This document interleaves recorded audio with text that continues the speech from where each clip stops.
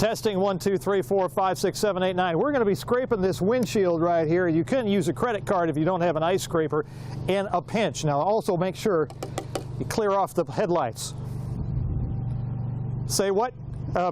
Bring down the iris. Okay. All right. Audio can come down a little bit too. All right. Ben is shooting for me and he's inside right now.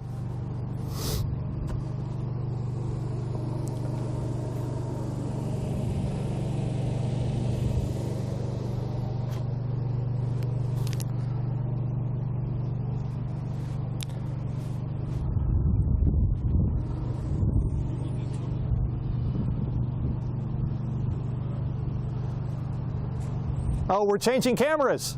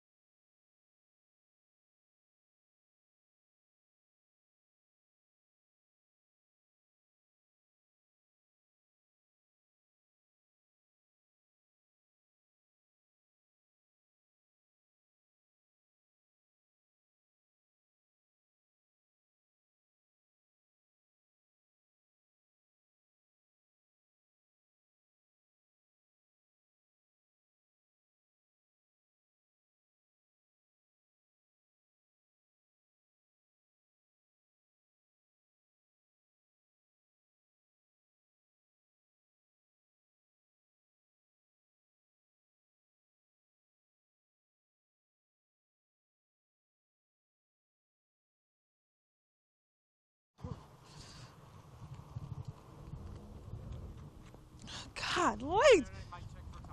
Mic check. Tim, it's pretty quiet out here right now. Crews went home about an hour ago, but plan to report back to work at midnight to start to monitor the roads.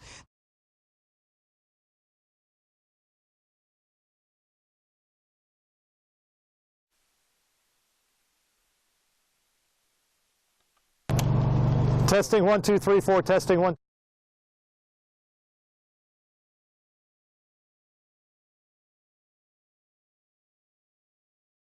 Next on your news at 6. The threat of freezing rain in the overnight hours means salt trucks are on standby. Prepare for anything Mother Nature throws our way. We're live with that story next. As the search for the men police say shot and killed a store clerk continues, what local Sunhouse convenience stores are doing to honor the victim. We're live with their story. And taking a stand against domestic violence, today lawmakers in Columbia show strength in numbers and unveil a plan to better protect victims of domestic violence. What they did and how you can take part in a special town hall tonight, next.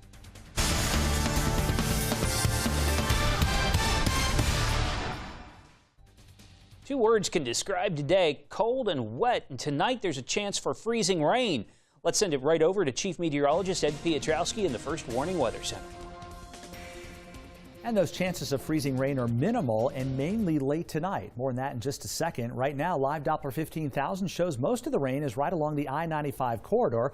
We take a closer look here, and there's some spotty rain from Lake City up toward Florence, over toward Darlington and Hartsville as well, and some spotty rain to the east of Marion over toward Mullins. That's moving into Dillon County. On the border belt, we've got some light rain in Bennettsville, also in the city of Dillon. Some pockets of heavier rain west of Lumberton now. That's heading towards St. Paul's. Right now in Laurinburg, no rain, but there is some headed your way over the next half hour or so. It is all rain right now as temperatures are far above freezing. Upper 30s in Laurinburg and Darlington to low 40s as you travel down toward the Grand Strand. It's 43 in Myrtle Beach and 47 right now in the city of North Myrtle Beach. You've got no issues with freezing rain as you head through the evening hours. It'll be well after midnight, probably after 2 or 3 o'clock in the morning, before some areas across the PD and on the border belt will get close to freezing, and some of that patchy light rain and drizzle could change over to just a little bit of freezing at that point in time.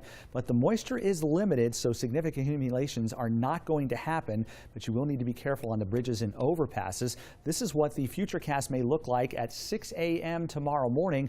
Most of us above freezing and not a whole lot of precipitation. Once again, it's on the border belt that we'll be most concerned with any freezing rain or drizzle as we head through very early tomorrow morning. Now, I say this is not a big deal, and it will not be a big winter storm, but remember, if a bridge or overpass ices over, that can cause some big trouble. So I'll tell you exactly where we think that could be and when we get above freezing tomorrow, coming up later. And we have heard of some school delays for tomorrow. The following public school districts will be on a 2-hour delay: Marion, Darlington, Marlboro, Chesterfield, Florence School Districts 1 and 4, Dillon Districts 3 and 4, and Robeson and Scotland counties. Florence Darlington Tech is also on a 2-hour delay. We have a full list, including private schools, on CarolinaLive.com. Horry County schools say they'll monitor the weather overnight. Any delay notices will be made prior to 6 a.m. and will be available on the school's website and in social media. State transportation workers have been out most of the day getting the roads ready for possible icy conditions. WPDE News Channel 15's Tanya Brown is live outside the State Department of Transportation in Florence. Tanya, what's happening out there right now? Tim, it's pretty quiet here right now, other than this rain falling down on my face. Crews went home about an hour ago, but they plan to report back to work at midnight to start to monitor those roads. Now, DOT employees spent much of the day pre-treating the roads with the salt brine mixture. They apply that mixture to bridges, overpasses, and interstates because those roads are more likely to ice over. Now, officials say that crews also mounted plows to the trucks just in case they have to scrape ice from the roads. DOT employees train for these icy conditions throughout the year. Officials tell me they're ready for whatever comes our way. They review the routes, review the equipment, calibrate it, make sure everything is operational, and certainly today they're doing the exact same thing. They are taking their equipment, making sure that everything works. If something needs to be fixed, they're getting in the shop, and our mechanics are making any repairs that are needed. Several of those trucks were in the shop today for minor repairs, but I'm told they're in good working order and ready to take on any icy conditions. Now, DOT officials tell me that they have enough salt to handle any freezing rain and ice that may form on the roads, but they don't think they're going to need a lot, or rather they're not going to use a lot. Last year, the state used more than 290,000 gallons of the salt brine mixture. Live in Florence, Tim, back to you. All right, thanks, Tanya. Skeleton crews will be on standby in Georgetown and Williamsburg counties because those areas are not expected to get a lot of freezing rain. Troopers say the best advice is just to stay off the roads tonight if you can, but if you must travel, there are things you can do to avoid trouble on the road. WPDE News Channel 15's Joel Allen is live in Conway with some tips for safe driving in icy conditions. Let us start with making sure that you can see clearly out on the road. Make sure that you can clear off that entire windshield with your windshield ice scraper. If you don't have one, you can use a credit card in a pinch. And also, of course, don't be a peekaboo driver. You want to get that whole windshield. Also remember, get those headlights and taillights cleared off before you take off. Now let's talk about what it is that you should be doing when you get out on the road. Slow down, of course, if you have icy or wet conditions on the road. If your vehicle does begin to skid, do not slam on the brakes. Just tap your brakes, applying gentle pressure to help keep your car from skidding. Also, don't jerk the steering wheel in a skid. Instead, steer the car in the direction you are skidding to regain control. And of course, you want to keep a safe distance by increasing the amount of space between you and the car in front of you. Now, keep in mind that even though the road may look like it's clear, you could have some black ice conditions on the road. That's why you might want to allow extra time if you're slowing down. Give yourself an extra 20 to 30 seconds to slow down to a complete stop. And of course, if you have to travel, give yourself certainly more than enough time to reach your destination. Live in Conway tonight, Joel Allen, WPDE News Channel 15. Thanks, Joel. And we do have a winter survival guide on your website, CarolinaLive.com. That guide outlines how to drive in wintry conditions and what to do if your car gets stuck. Right now, police continue to search for 2 men responsible for the brutal murder of the manager of a Long's convenience store nearly 2 weeks ago. WPDE News Channel 15's Mark Liverman is live in the studio. And Mark, the Sun House chain is taking steps to protect the rest of their employees. Well, Tim, if you walk into any Sun House convenience store along the Grand Strand, you might notice security changes, but you'll also notice flowers and black ribbons on their doors, signs of a community united by grief for a friend. For 4 years, Jerry Seymour had a reason to smile. He worked for and with his best friend. But nearly 2 weeks ago, that friend was taken from him. I miss seeing him every day. I'm so used to seeing him, so used to seeing him up by the rack, coming here laughing, joking, and that's what I'm going to miss the most. Police say 40-year-old Bala Paruchuri was shot and killed during an armed robbery at this Sunhouse convenience store on Red Bluff Road in Longs. Bala's community continues to mourn, placing flowers and black ribbon on doors of every Sunhouse convenience store, a tradition that they say stems from Bala's Indian roots, in memory of a loved one. Similar mourning for Bala. That's their religion does that. And I talked to the big shot here today, and I asked them how long they're going to be on the door. They will be on indefinite. As Bala's friends and co-workers still struggle to say goodbye, police continue to search for those who they say fired the deadly shots, releasing these images. These are dangerous guys. We want them off the street immediately. This as Sunhouses across the Grand Strand beef up their security. There's more cameras being put in, more lighting put in, more door locks. Everything they're doing is because of what happened to Bala. So what happened to Bala never happens again, so that Seymour and his community don't have to say goodbye to another friend. These people have come in here and cried. They love Bala. Now, the ATF and local Sunhouse convenience stores have come together to offer a $10,000 reward to anyone with information leading to an arrest and conviction. And Horry County Police tell me this is their first robbery murder case in nearly 13 years. Tim? Thanks, Mark. And if you have any information, you can call their anonymous tip line. It's 915-8477, or you can call Horry County Police. Police need your help to find a man they say robbed a BB&T bank in Conway. Take a good look at your TV screen. Horry County Police say the man seen in this photo walked into the bank on Highway 544 yesterday just before 2 p.m. Investigators say he left the scene in a dark gray sedan. If you have any information that could help police, give them a call. The group that runs the Marion County Animal Shelter has 48 hours to produce an audit, or the county says it will cut ties with them. Marion County Council's given Paws to the Rescue a deadline of Thursday for the audit. Council says it will take over the animal shelter if the deadline's missed. Paws to the Rescue's director, Jennifer Nall, says they're doing the audit, but wouldn't say if it would be done by Thursday.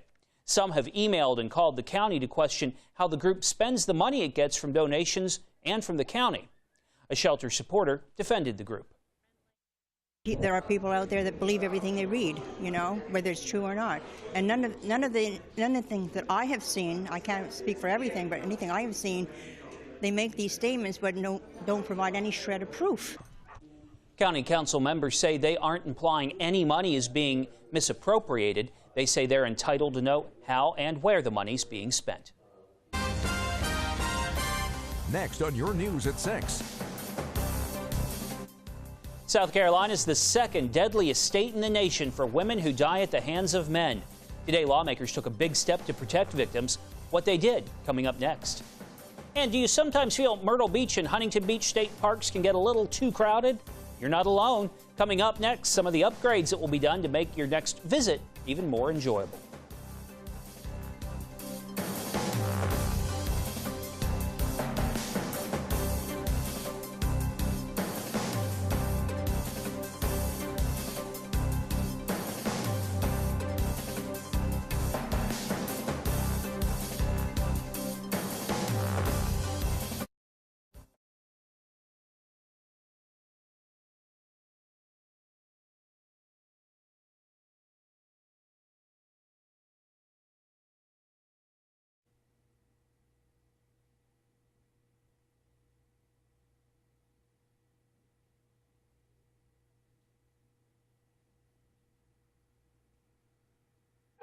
Coastal Carolina concluded a 2-game road swing Monday night with a 3-point win over Campbell. The Camels would break out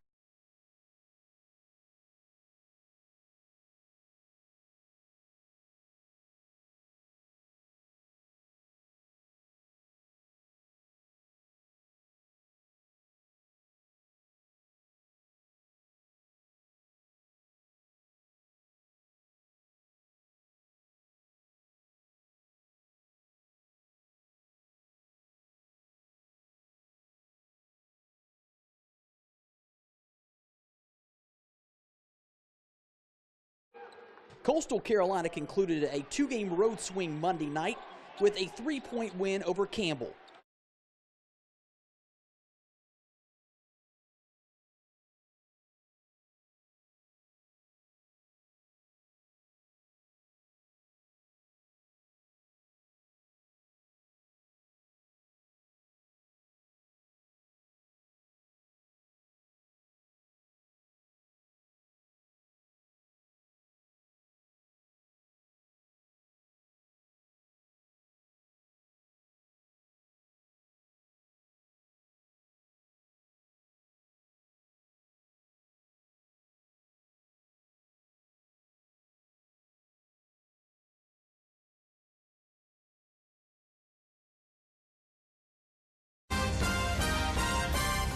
You're watching your news on News Channel 15 at 6 with Allison Floyd and Tim McGinnis. The South Carolina legislature's back in action. The new session began with mostly ceremonial duties today. A Senate Judiciary Committee meeting that was chaired by Greg Hembry of North Myrtle Beach is pictured right here. New House Speaker Jay Lucas from Hartsville took the gavel in the House, and Lieutenant Governor Yancey McGill began the Senate session on his last day in office. Henry McMaster will be sworn in as the new Lieutenant Governor tomorrow. South Carolina's top prosecutor took a big step today to protect victims of domestic violence. Attorney General Alan Wilson held a news conference in Columbia, urging lawmakers to pass tougher penalties against domestic abusers. One of the bills being proposed this legislative session is one that would prevent abusers from possessing a gun while under protective orders. The bill would also require those convicted of domestic violence not to have a gun for a decade after their sentence is served. Wilson's office said more than 36,000 people annually reported domestic violence incident to law enforcement agencies around the state. The problem of domestic violence will be addressed tonight during a special town hall. WCIV, our sister station in Charleston, will host an hour-and-a-half town hall on the subject. We will live stream it on CarolinaLive.com from 7 until 8:30. Some of the panelists include the executive director of Safe Harbor, a counseling service, and the Ninth Circuit solicitor. If you ever paid a visit to either Myrtle Beach or Huntington Beach State Parks, you know they can get crowded. Well, soon that's going to change. Both parks will undergo major improvements that we're told will ease congestion and improve the park's appearance. The state's allocating an estimated $3 million for the projects, which also include infrastructure improvements and campground remodels. Myrtle Beach State Park has about $2 million allocated, and an estimated $1 million allocated for Huntington Beach's renovations. Next on your news at 6. Well, the air is getting colder and moisture is increasing. That will spell some light rain, perhaps even a little bit of freezing drizzle and light rain late tonight. After the break, I'll tell you who gets what and when. And of course, take a look at your weekend, which I think you're going to love, all coming up next.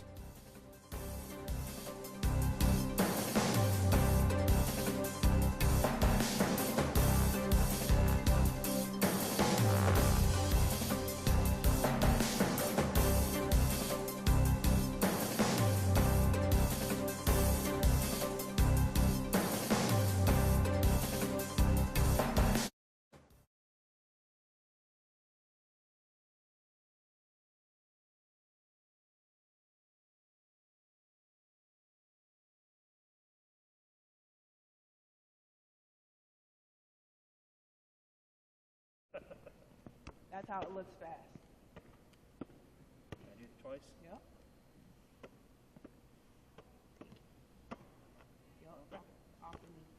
That's pretty cool.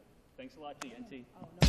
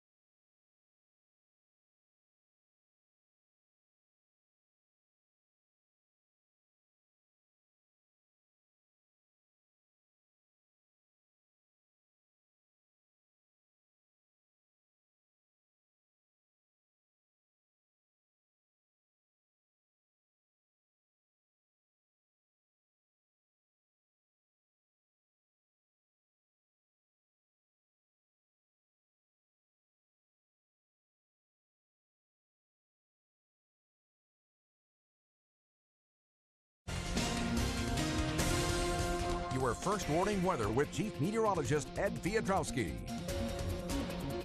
All right, welcome back, everyone. We've got some rain on the radar right now, and it is all rain because temperatures are above freezing. Nice and dry along the Grand Strand, but across the PD and on the border belt, we've got some areas of light rain moving through from Hartsville to Darlington to Florence and points north and east of there up toward Dillon, Bennettsville, over toward Laurinburg and Lumberton as well. Everyone stands a pretty good chance of seeing some light rain and drizzle as we head through the overnight hours, not just inland, but eventually along the Grand Strand as well. It is all rain, as I mentioned, because temperatures are far above the freezing mark. It's 37 in Laurinburg, 39 in Darlington. Closer to the coast, it's even warmer, 43 right now in Myrtle Beach, and we've got 47 in the city of North Myrtle Beach. All right, let's take a look at Futurecast to give you an idea of what the temperatures will do and what the rain and freezing rain will do as we head through the overnight hours. So here we are, 8 o'clock tonight, cloudy skies, some patchy light rain and drizzle around, but as you see here, temperatures are well above the freezing mark, so no worries there. In fact, if you're going to be out and about at all this evening, you won't have to worry about freezing rain. If temperatures go below freezing, it won't be until after midnight. So here we go. We advance the clock to 4 o'clock in the morning right now. That's when we start to see some of our border belt counties getting close to the freezing mark. So some patchy rain may change over to a little bit of freezing rain or drizzle from Lumberton over toward Laurinburg, and it's not out of the question from, say, Bennettsville over toward Dillon as well. More unlikely as you head south of there from Darlington over toward Florence and Marion, but not completely out of the question. Spotty rain right along the Grand Strand. We head towards 7 or 8 o'clock in the morning, and most of the deeper moisture is already leaving our area. Still a small chance, as you see here in pink, of some freezing rain or drizzle up on the border belt. But very quickly past 8 o'clock, by 9 or 10 o'clock in the morning, most of the precip is done, nothing more than drizzle. And more importantly, any temperatures that may get to or slightly below freezing will actually get above freezing. So if there is any ice whatsoever up on the border belt, it will quickly melt away, especially as temperatures climb into the low to mid 40s as we head into the afternoon hours. So here's a recap of what to expect in your community, again, late tonight and early tomorrow morning. If you live along the Grand Strand and really throughout much of Horry and Georgetown counties, it's just some patchy light rain and drizzle. We will not have any ice issues whatsoever. If the air happens to be a little bit colder, it'll be the northern parts of Horry County up near Greensea and Floyd's where there could be a little bit of ice in the trees, but at this point in time, I'm not counting on that at all. Meanwhile, across the PD and on the border belt, as you see here, there's a better chance of seeing some light freezing rain or drizzle from Dillon over to Bennettsville, Cheraw, Laurinburg, Lumberton, Pembroke as well.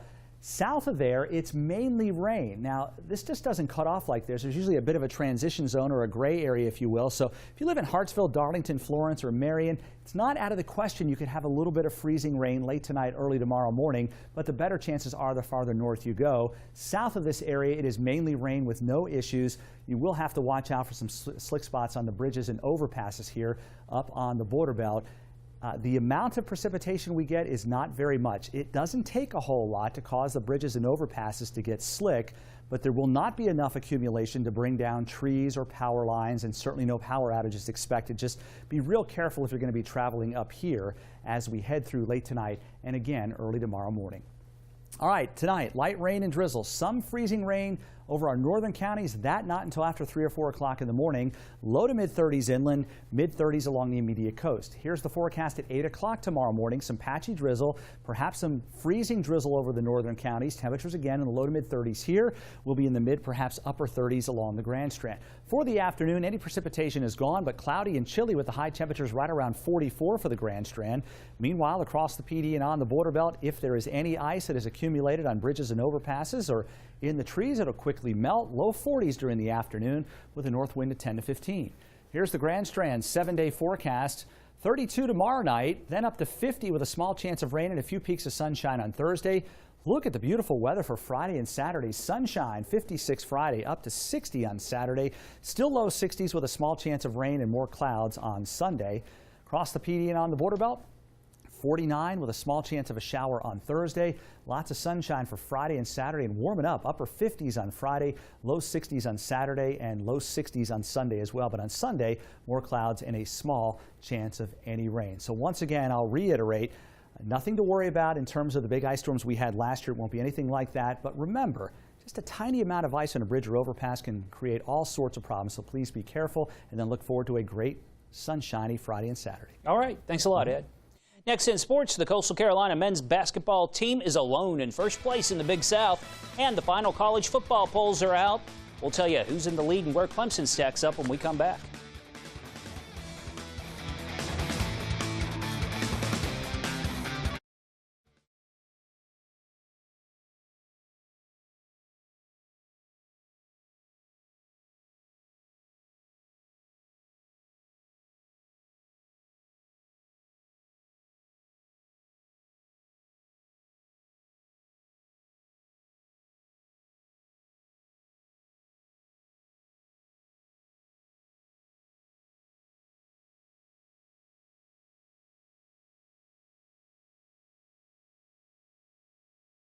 Somebody that really knows how to do it could access my camera and grab a clip off of it. How many do you have? We have 2. Production's got 2 or 3.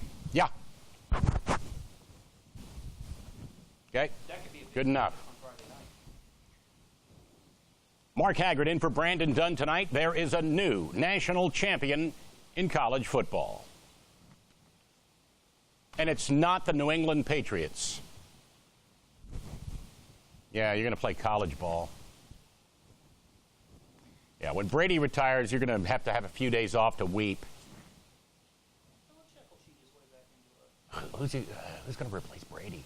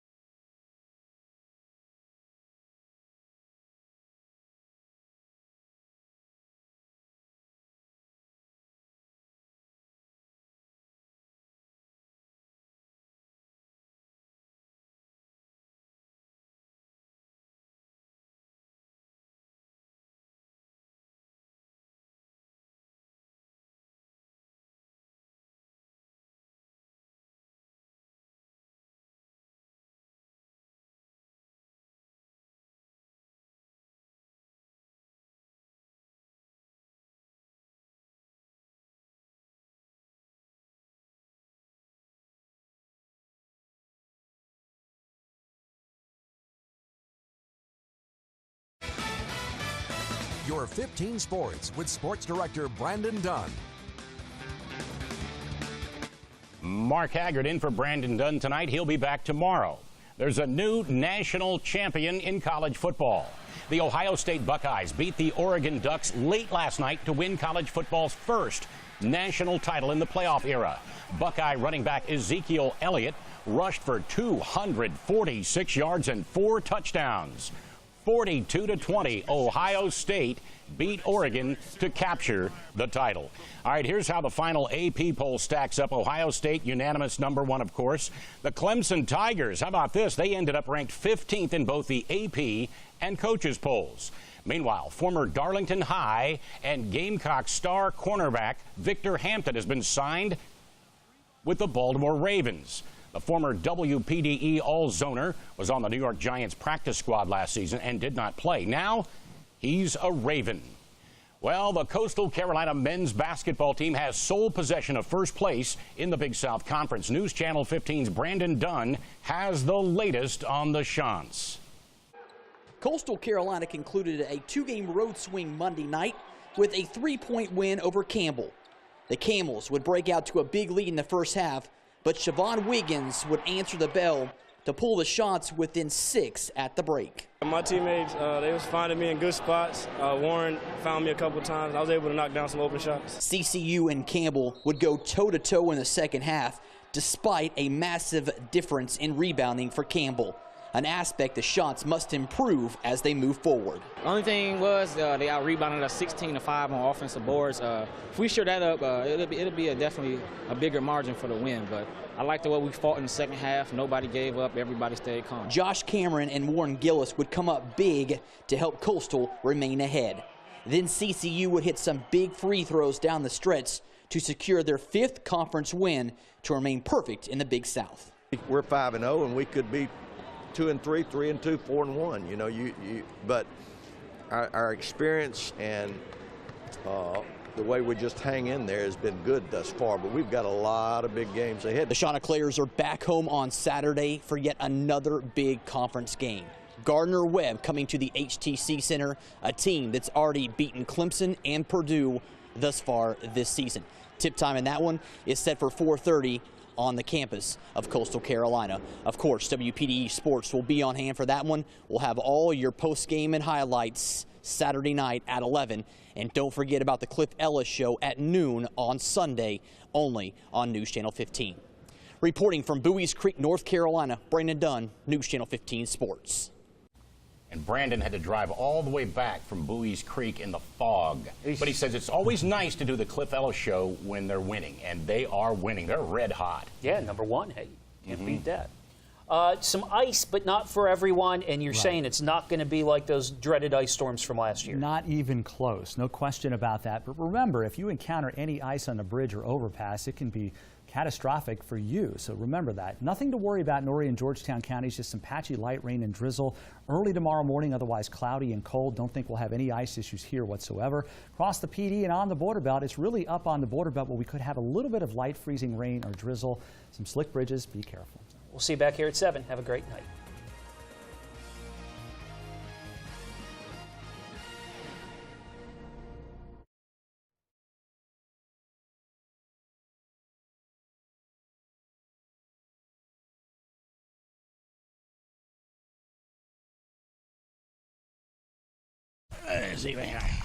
Whoa. This one, right? Over here? Okay. Okay. CarolinaLive.com, East Kakalaki.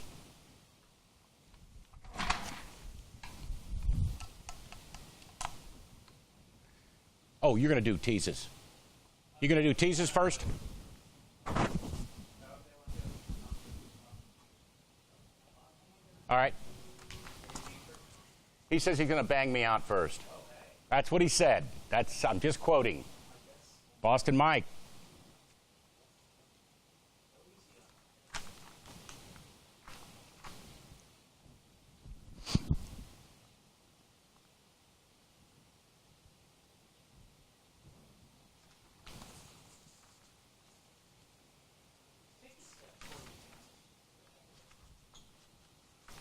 How's that?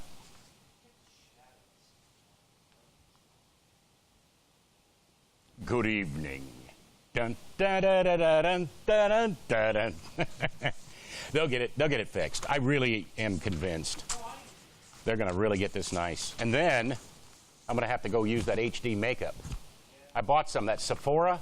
I went over there at the mall. You ever gone in there? They've got a whole HD makeup place at Sephora. Yeah. All right. You just count down in 3, 2, 1. Yes? In 3, 2, 1. Oh, sorry about that. In 3, 2, 1. Mark Haggard in for Brandon Dunn tonight. There is a new national champion in college football. The Ohio State Buckeyes beat the Oregon Ducks late last night to win college football's first national title in the playoff era. Buckeye running back Zeke Elliott rushed for 246 yards and scored 4 touchdowns. 42-20, Ohio State beat Oregon to capture the title. Well, here's how the final AP poll stacks up. Ohio State is a unanimous number 1. The Clemson Tigers ended up ranked 15th in both the AP and coaches polls. Meanwhile, former Darlington High and Gamecock star cornerback Victor Hampton has signed an NFL deal with the Baltimore Ravens. The former WPDE All-Zoner was on the New York Giants practice squad last season and did not play. Now, he's a Raven. Well, the Coastal Carolina men's basketball team has sole possession of first place in the Big South Conference. News Channel 15's Brandon Dunn has the latest on the Chants. Coastal Carolina concluded a 2-game road swing Monday night with a 3-point win over Campbell. The Camels would break out to a big lead in the first half, but Siobhan Wiggins would answer the bell to pull the shots within 6 at the break. My teammates, they was finding me in good spots. Warren found me a couple times. I was able to knock down some open shots. CCU and Campbell would go toe-to-toe in the second half.